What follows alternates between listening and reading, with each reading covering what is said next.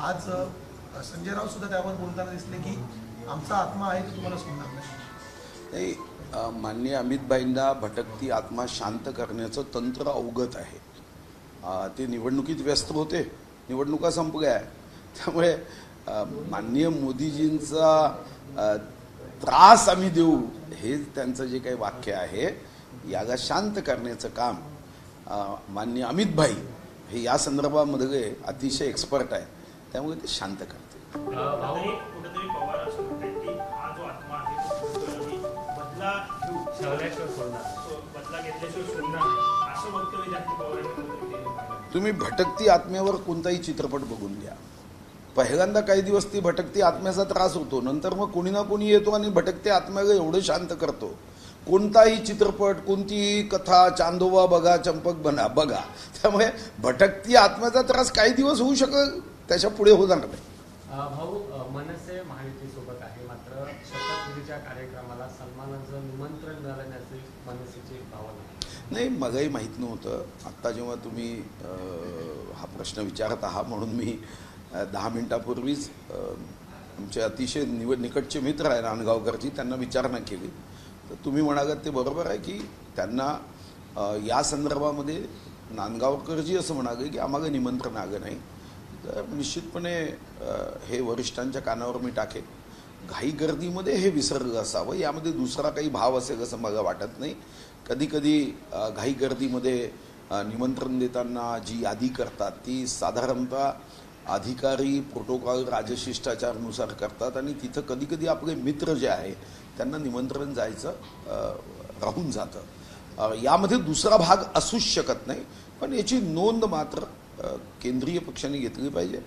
आपल्याला जेव्हा एखादा मित्र मैत्रीचा हात पुढे करतो तेव्हा असं होऊ नये याची काळजी तर घ्यावी लागेल.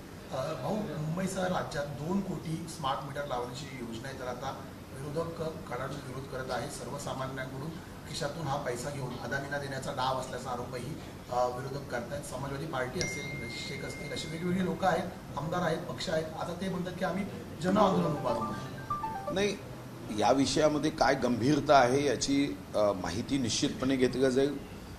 पुढच्या मंत्रिमंडळाच्या बैठकीमध्ये कदाचित याच्यावरचं एक सादरीकरणही घेतलं जाईल.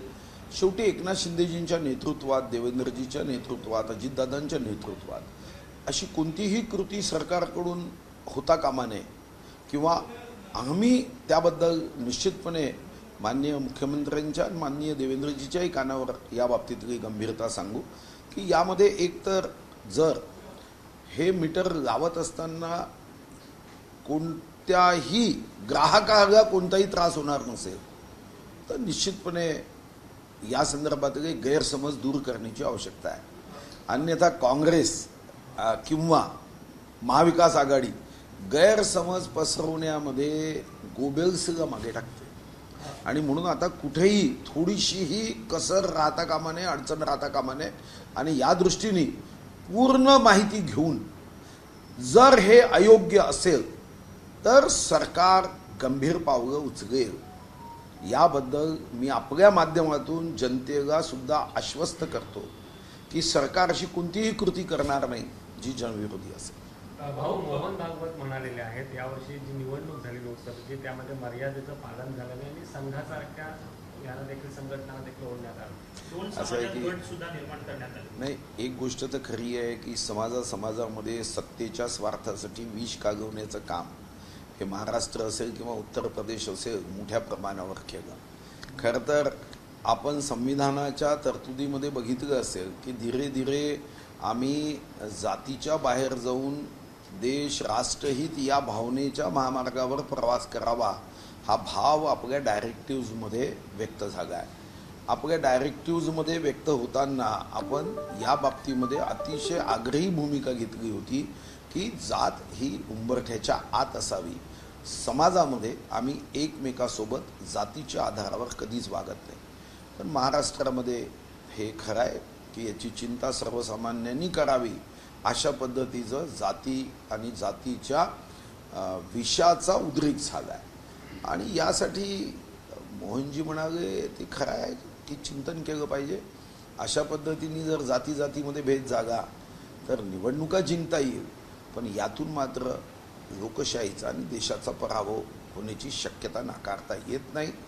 जात ही उंबरठ्याच्या आत आणि सर्वसामान्यपणे सार्वजनिक जीवनामध्ये आपण जात कुठं पाहतो? तुम्ही माझा इंटरव्ह्यू घेताय तर जात पाहून थोडी घेताय.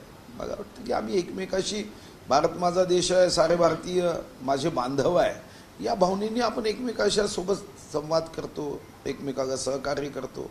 मग आता जात जर अशा पद्धतीने हवी जागी तर चिंता करण्याची बाब आहे. भाऊ, एकाच बाजूनी हे घडले की दोन्ही बाजूनी घडले? कारण नाही, दोन्ही बाजूनी जातीवर कधी राजकारण झालंच नाही. आमच्या बाजूनी तर कधी जातीचं राजकारण झालं नाही. आम्ही कधी जातीचं पत्रकार परिषदेमध्ये जाती विचारले नाही की पत्रकारांच्या जाती कधी आहे. तुम्ही एखादं उदाहरण सांगितलं तरी त्याचं मी स्वागत करेन. भाऊ, मणिपूरचा दाखला दिलेला आहे. मणिपूर एका वर्षापासून शांततेची वाट पाहत आहे, मात्र अजूनही अशांतता तिथे निर्माण झाली असं मोहन भागवतांनी कालच्या भाषणात म्हणाले. नाही, कुठेही देशामध्ये अशांतता असू नये. ज्याचा फायदा काही दृष्ट शक्ती, ज्या राष्ट्रविरोधी ताकद किंवा देशाबाहेरील ताकद याचा फायदा घेतात. मणिपूरमध्ये जे घडत आहे ते आज नाही आहे, ते 7व्या दशकापासून अशा पद्धतीच्या काही घटना तिथं झाल्या. मधात मणिपूर शांत झालं होतं, पण पुन्हा मणिपूरमध्ये ज्या घटना जातीच्या आधारावर झाल्या आहे त्याची चिंता सरकार करते आहे आणि सरकार त्यावर खूप बारीक लक्ष देऊन आहे की अशा घटना या राष्ट्रविरोधी शक्तींना प्रोत्साहन देतात. नीट परीक्षेवरतून मोठा आता गोंधळ चालू आहे. देशभर रोष व्यक्त करतात विद्यार्थी. काही जण सुप्रीम कोर्टात गेले की या परीक्षेत घोटाळा झालेला होता. प्रशासन आणि सरकार कुठेतरी अपयशी पडले का विद्यार्थ्यांची समजूत काढण्यामध्ये आणि एकंदरीत या परीक्षा घेण्यामध्ये? नाही, मला नीट परीक्षेच्या संदर्भातली फारशी माहिती नाही, पण मला काल जेव्हा एका विद्यार्थ्याचा फोन आला तर मी तातडीने याची माहिती घेण्याच्या सूचना माझ्या विभागाला, माझ्या OSDला दिल्या. एकदा माहिती घेऊन मग त्यावर मग आपलं लेखी मत मी सरकारला पाठवीन की या संदर्भात ज्यांचं आक्षेप आहे त्यांच्या आक्षेपाच्या बद्दल गंभीरतेने चौकशी करण्याची आवश्यकता आहे आणि जर काहीही नसेल, गैरसमज असेल तर तो दूर करण्याचा आपला प्रयत्न असला पाहिजे. दुसरं एक महत्त्वाचं आहे की भाजपच्या राष्ट्रीय अध्यक्षपदी पुन्हा एकदा महाराष्ट्रातून आता वर्दी लागते का अशी चर्चा सुरू आहे. विनोद तावडे यांचं नाव आहे. JP नड्डा यांचा कार्यकाळ 30 जूनला संपतोय. आता ते मंत्री होत आहेत, त्यामुळे कुठेतरी या जागेवर दुसऱ्या व्यक्तीची वर्दी लागेल असं आहे. महाराष्ट्रात संधी मिळेल असं वाटतं आणि विनोद तावडेंचं नाव मला याबद्दल माहिती असू शकणार नाही. मी विनोद तावडेंशी स्वतः बोललो, पण तावडेजी सुद्धा मी विचारलं त्यांना की तुमचं नाव आहे का, तर तावडेजींनी सांगितलं की अजून पक्षामध्ये सिनियर लोक आहेत, पण याबद्दल निर्णय तर पक्षाचे नेतृत्व करेल, याबद्दल मी मत व्यक्त करणं योग्य नाही.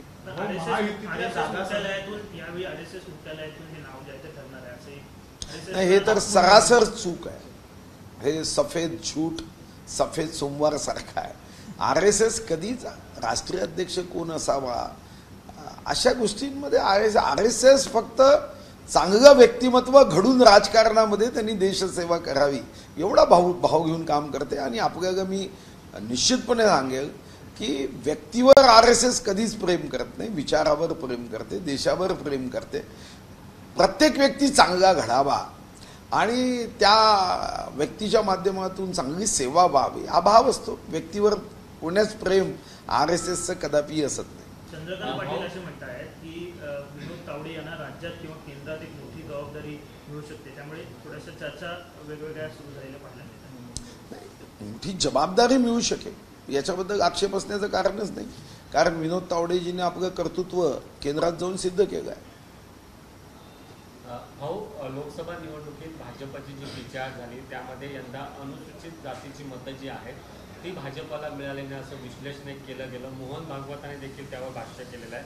ते म्हणाल की शेकडो वर्ष पाहण्यात आलेल्या अस्पृश्यतेमुळे समाजातील काही घटक त्या काळी अन्यायाबाबत आजही वर्तमान काळात अशी नाराजी व्यक्त करत आहेत. कुठेतरी भाजपची विचार या सगळ्या नाही, पण ही नाराजी व्यक्त करताना ती भाजपवरच का करावी? खरं तर ही नाराजी व्यक्त होताना काँग्रेसवर झाली पाहिजे.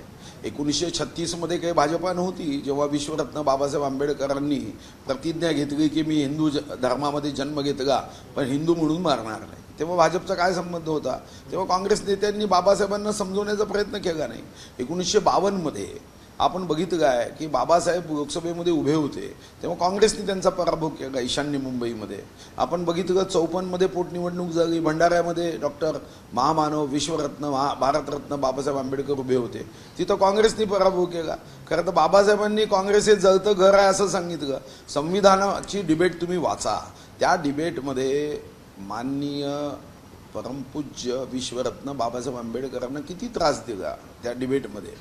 पण बाबासाहेबांनी अतिशय तर्कसंगत उत्तर देऊन सर्व काँग्रेसचा विरोध संपवला आणि आपली घटना 26 जानेवारीला आपण देशाला समर्पित केली.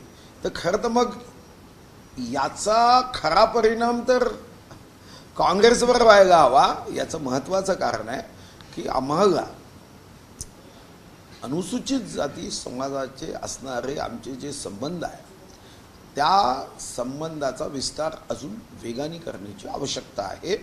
अनुसूचित जातीला जर गैरसमज असेल तर संवादातून आम्हाला हे दूर करण्याची आवश्यकता आहे. याबद्दल कुठेही मतमतांतरे असू शकत नाही. आणि विश्वरत्न बाबासाहेब आंबेडकरांनी म्हणून एकदा नव्हे अनेकदा सांगितलं हे काँग्रेस हे जळतं घर आहे. पण काँग्रेसनी एक मायावी विचार देऊन त्यांच्या मनामध्ये काही गोष्टी ज्या भरण्याचा प्रयत्न केला की भाजपा संविधान विरोधी आहे अशा पद्धतीचा प्रयत्न झाला. त्या प्रयत्नाला संवाद हाच एक उत्तम मार्ग आहे.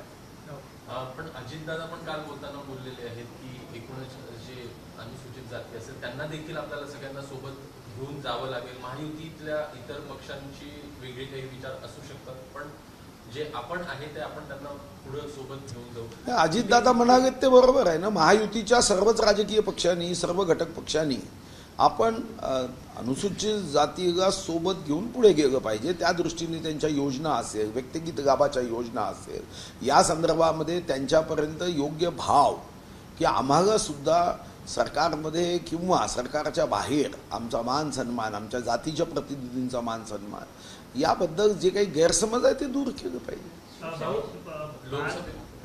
लोकसभे निवडणुकीमध्ये भाजपला अपेक्षित यश मिळाल्याचं आपल्याला दिसत नाही आहे. प्रामुख्यानं महाराष्ट्राबद्दल बोलायचं तर कुठेतरी जबाबदारी जी आहे ती निश्चित होऊ शकते का भाजपमध्ये, किंवा काही मंत्र्यांना विशेष जबाबदारी जी आहे ती विधानसभेमध्ये येत्या काळामध्ये येताना आपल्याला पाहायला मिळू शकते? असं आहे की अजूनपर्यंत आमचं एकत्रितपणे विश्लेषण झालेलं नाही. काल माझ्या माहितीप्रमाणे माननीय मुख्यमंत्री एकनाथ शिंदेजींनी त्यांच्या खासदारांसोबत चर्चा केली, पराभूत उमेदवारांसोबत चर्चा केली, अजितदादांनी चर्चा केली, आम्ही सुद्धा परवा वसंत स्मृतीमध्ये काही चर्चा केली. आता आमची सविस्तर चर्चा झाल्यावर या संदर्भात योग्य असे निर्णय पक्षाच्या माध्यमाने होईल. पण कोण्या एका व्यक्तीवर जबाबदारी टाकण्याचं काही कारण नाही. आम्ही सामूहिकपणे निर्णय करतो, अजून एकत्रित येऊ, आम्ही विचारासाठी लढतो. आम्हाला निवडणूक जिंकणं जेवढं महत्त्वाचं वाटत नाही त्याच्यापेक्षा लोकांची मनं जिंकून लोकांना पार्टीचा विस्तार करण्याच्या दृष्टीने काम करणं. आणि म्हणूनच 1984मध्ये आम्ही 2 खासदार होतो, आज आम्ही 2 वरून 240 वर आलो. आणि तुम्ही काँग्रेसची अवस्था बघितली असेल, काँग्रेसला तिन्ही टर्ममध्ये 15 वर्षात 44, 52 आणि 99 टोटल मारली तरी 240 होत नाही. म्हणजे आम्ही एका टर्ममध्ये जनतेने आमच्यावर जो विश्वास टाकला तो विचारांती विश्लेषण करून लोकांची मनं जिंकत गेलो. आजही महाराष्ट्र असेल, यूपी असेल, पश्चिम बंगाल असेल, यामध्ये आम्ही मागे पडलो आहे, निश्चित मागे पडलो आहे. याच्याबद्दल काही मतमतांतरे नाही. पण याचं विश्लेषण योग्य पद्धतीने करून पुढे जाऊ. आणि हा तर आम्हाला फायदा आहे की ससा कासवाच्या गोष्टीमध्ये 100दा कासव हारलं होतं. एकदा जिंकलं म्हणून कासवाला नंतर वाटायला लागलं की मी सशापेक्षा वेगवान आहे, तर मग नंतर मात्र कासव पुन्हा कधीच चित्रात आला नाही, कथेतही आला नाही. मात्र महायुतीच्या विधानसभेच्या जागेसंदर्भात देखील काल छगन भुजबळांनी सांगितलं की शिंदे गटांना जेवढं जागा मिळतील तेवढ्याच विधानसभेत आम्हाला देखील जागा मिळतील. पुन्हा पुन्हा हे नाही, तुम्ही एक गैरसमज काढा. एखाद्या राष्ट्रवादीच्या नेत्यांनी किंवा महायुतीचे शिवसेना आदरणीय शिंदे गट यांनी आपल्या जागा कधी एखादा प्रश्न तुम्ही विचारला म्हणून भाव व्यक्त करताना किंवा भाषणामध्ये व्यक्त केला, हा झाला भाव. आता हाच भाव काँग्रेसनेही व्यक्त केला आहे महाविकास आघाडीमध्ये की आम्हाला 150 दिले पाहिजे म्हणून. तर या भाव व्यक्त केला म्हणजे काय आमची भांडणं लागली हा गैरसमज कदापि ठेवू नका. मी तुम्हाला 100% सांगतो की हा भाव जागा आणि यातून इच्छा व्यक्त झाली. पण याचा अर्थ असा नाही की एवढ्याच जागा दिल्या, याच्यापेक्षा जास्तही मिळू शकतात, कमीही मिळू शकतात. आमचं एकमेकाशी असणारा वैचारिक जी आमची बांधिलकी आहे यामध्ये निश्चितपणे आता आपण बघितलं असेल की एकनाथ शिंदे साहेबांच्या शिवसेनेला त्यांनी ज्या जागा मागितल्या त्याच्यापेक्षा जास्त जागा दिल्या आणि म्हणून हा गैरसमज तुमच्या माध्यमातून निश्चितपणे दूर झाला पाहिजे की त्यांनी काही जागा मागितल्या याचा अर्थ आमच्यामध्ये काहीतरी संघर्षाची ठिणगी पडणार असा विषय करू नका. एक इच्छा व्यक्त केली जाते. भाजपच्याही काही कार्यकर्त्यांनी ज्या ठिकाणी शिवसेनेचे आमदार त्या ठिकाणी इच्छा व्यक्त केली की ही विधानसभा आम्ही लढावी, म्हणजे आमचं भांडण सुरू झालं का? आता भारतीय जनता पार्टीनी शिवसेना शिंदे गटाच्या काही जागांवर क्लेम केला होता म्हणून आमचं भांडण सुरू झालं का? मला वाटतं की हा योग्य भाव नाही. इच्छा व्यक्त करणं, इच्छा दाबून ठेवण्याचं काही कारण नाही. इच्छा व्यक्त करावी, त्या इच्छेवर तर्काच्या आधारावर निर्णय होईल. भाऊ, मात्र अशा ज्या वक्तव्य केली जातात मोठ्या नेत्यांकडून त्यामुळे कार्यकर्त्यांमध्ये कुठेतरी संभ्रम होतो. यामुळे देवेंद्र फडणवीस यांनी देखील आपल्या भाषणात सुद्धा सांगितलं की असे वक्तव्य करू नका. नाही, देवेंद्रजींनी जे सांगितलं ते एकमेकाला मतं पडली नाही यावर जे वक्तव्य केलं जातं ते करू नका. जागा मागणीच्या संदर्भामध्ये ते कुठेही त्यांनी मत व्यक्त केलं नाही. त्यांनी हे विशेष करून की यांनी माझं काम केलं नाही किंवा यांनी काही काम केलं नाही हे जे जाहीरपणे प्रकटन होतं हे करू नका.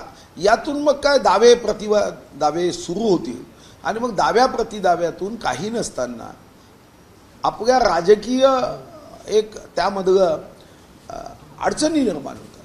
पण जिथे काही लीड कमी होताना आपल्याला पाहायला मिळालेली आहे, प्रामुख्यानं लोकसभेच्या बद्दल जर बोलायचं तर कुठे काही जागा ज्या आहेत विधानसभेमध्ये त्या आपल्याला अदलाबदल होताना किंवा मग जागा ज्या आमदार आहेत त्यांना डसू देताना असं नाही, मला व्यक्तिगत रीतीने वाटतं की या निवडणुकीचा पुढच्या निवडणुकीशी संबंध नसतो.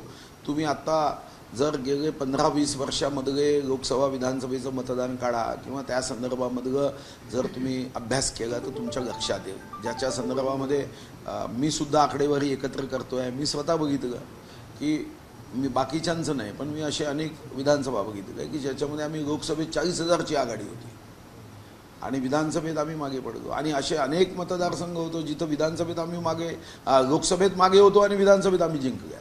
त्यामुळे मला वाटतं की त्या निवडणुकीतलं काहीतरी एक वैशिष्ट्य असतं. नंबर 2, आमच्या पक्षामध्ये किंवा आमच्या महायुतीमध्ये बंडखोरी होण्याचं काही प्रमाण असेल विधानसभेत तर ते अतिशय नगण्य असतं. पण तुम्ही महाविकास आघाडीमध्ये हे बघाल की विधानसभेच्या निवडणुका जेव्हा छोट्या होतात तेव्हा त्यांच्यामध्ये बंडखोरी होण्याचं प्रमाण हे वाढतं. 1995नी सुद्धा बघितलं आहे. तर याचा फायदा हा योग्य पद्धतीने महायुतीला घेता येईल. पण त्या दृष्टीने मात्र तुम्ही जसं म्हणाल की पराभवाचं शास्त्रशुद्ध तर्कसंगत विश्लेषण करावं लागेल आणि हे विश्लेषण करून त्याच्यावर उपाययोजना करावी लागेल आणि उपाययोजना वेगाने करावी लागेल. जे सरकारच्या विरुद्ध चुकीच्या बातम्या दिल्या गेल्या तर मला वाटतं की आपण माहिती जनसंपर्क विभाग महाराष्ट्राचा जो आहे माहिती जनसंपर्क विभागातून खऱ्या योजनांची माहिती लोकांना पोहोचवली पाहिजे. योजना काही एकनाथ शिंदेजींच्या नेतृत्वात देवेंद्रजीच्या नेतृत्वात आपण कमी केले असं नाही आहे.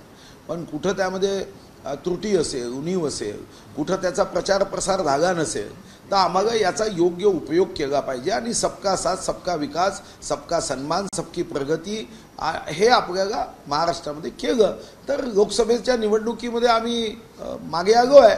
पण मला विश्वास आहे तुम्ही जर मैदान चित्रपट बघितला असेल तर त्या चित्रपटामध्ये ही कथा तुम्हाला लक्षात घेता येईल. भाऊ, काल मुख्यमंत्र्यांनी आमदारांची सगळी बैठक घेतली. त्या आमदारांच्या बैठकीमध्ये आमदारांनी अशी खंत व्यक्त केली आहे की भाजपने जो सर्वे केला होता या सर्वेच्या आधारे काही जागा ज्या आहेत ते त्यांच्याकडे त्यांनी बळकावल्या होत्या. विधानसभेला असं काही होता कामा नये. कुठेतरी सर्वेचा धाक यावेळी दाखवला गेला असेल.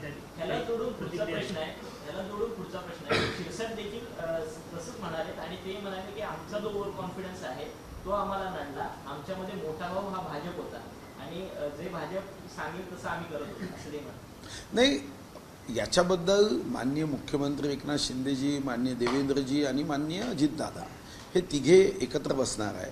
तिघेही एकत्र बसून आपापल्या पक्षामध्ये ज्या काही आमदार किंवा खासदार किंवा उमेदवार यांनी विश्लेषण केलं असेल हे तिघे एकत्र येऊन त्या विश्लेषणाच्या संदर्भामध्ये चर्चा करतील आणि या चर्चेतून कुठं काही उणदुणं असेल, कमी असेल, समज गैरसमज असेल, अपसमज असेल आणि या माध्यमातून योग्य पद्धतीने विधानसभेच्या निवडणुकीची तयारी करतील.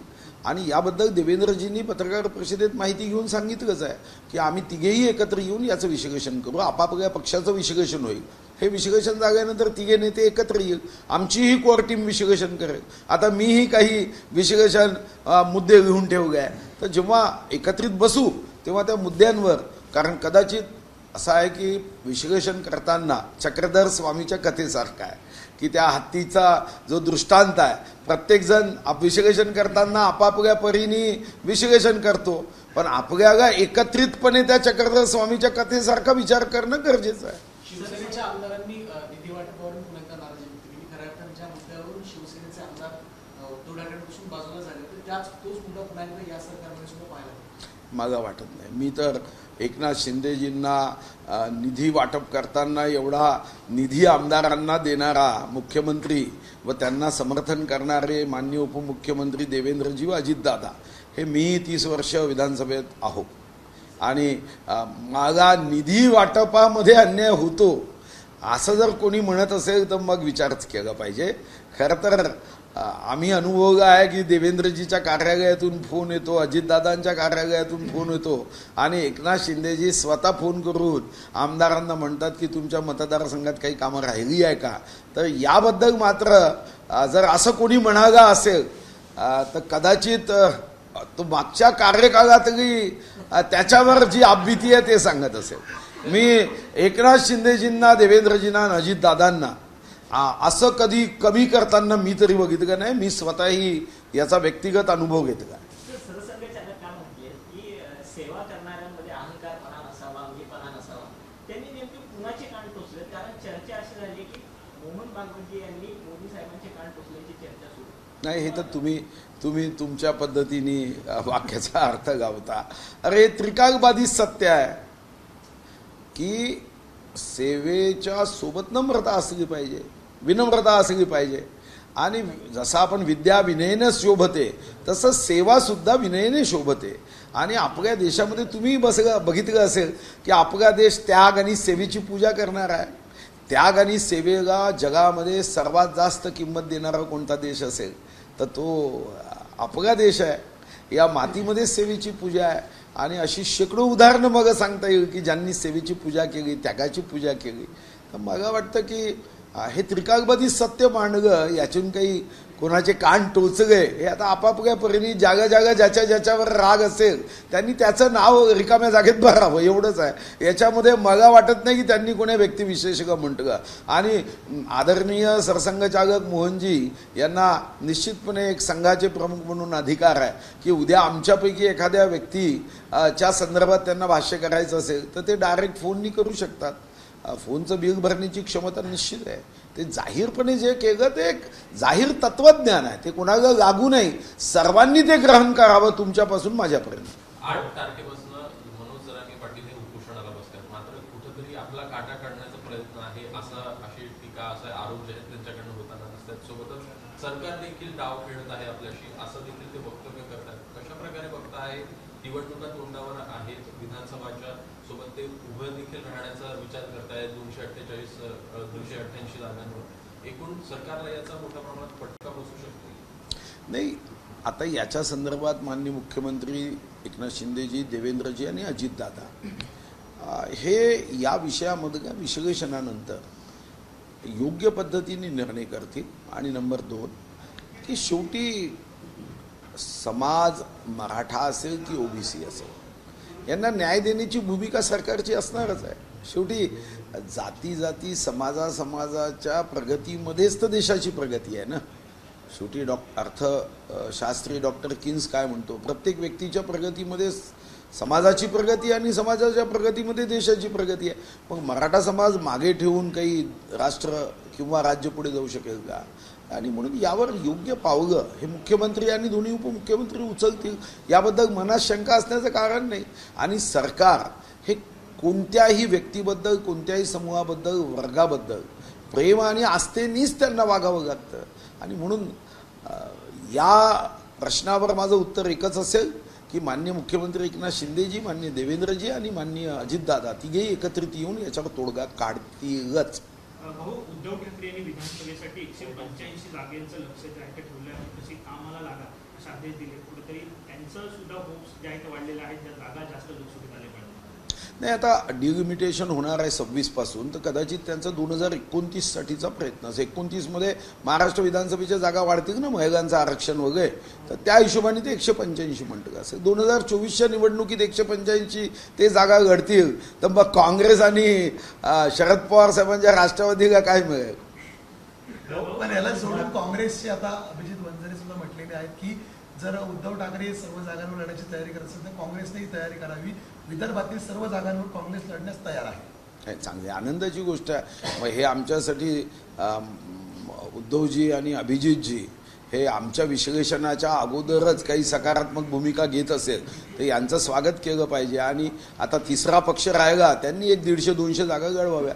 पश्चिम महाराष्ट्र त्यांनी घ्यावं, विदर्भ यांनी घ्यावं, मुंबई यांनी घ्यावी. आनंद आहे. भाऊ, मात्र याला जोडून एक असा प्रश्न आहे की गेल्या काही दिवसांपासून जॅकेट तयार करून असणार आहे, कारण की यांचं देखील मंत्रिमंडळामध्ये स्थान मिळेल असं आहे का? कोणाला? मंत्रिमंडळाचा विस्तार भरत गोगावले. मग एका गोष्टीची माहिती नाही आहे. आणि मंत्रिमंडळ विस्ताराबद्दल तुम्हीही कोणालाही कदापि प्रश्न विचारू नका. जेव्हा होणार आहे तेव्हाच होईल. कारण नसताना लोकशाहीवरचा विश्वास कमी होईल असे प्रश्न विचारू नये. कारण तुम्ही मग देता आतापर्यंत तुमच्या चॅनलच्या माध्यमातून सुद्धा 10 आमचा मंत्रिमंडळ विस्तार झाला, पण अजूनपर्यंत काही विस्तार झालेला नाही. पण काही शक्यता आहे दादा? मी आपल्याला पुन्हा सांगतोय की या प्रश्नाचं उत्तर देण्याचं काहीही कारण नाही. चंद्रावर जेव्हा वस्ती होईल तेव्हा होईल. आज चंद्रावरच्या वस्ती होण्याच्या अगोदर तिथं जागेच्या किमती किती आहे असा प्रश्न करण्यासारखा हा प्रश्न आहे. जेव्हा आमच्या केंद्रीय नेतृत्व करेल तेव्हा तुम्हाला सांगूच ना आम्ही.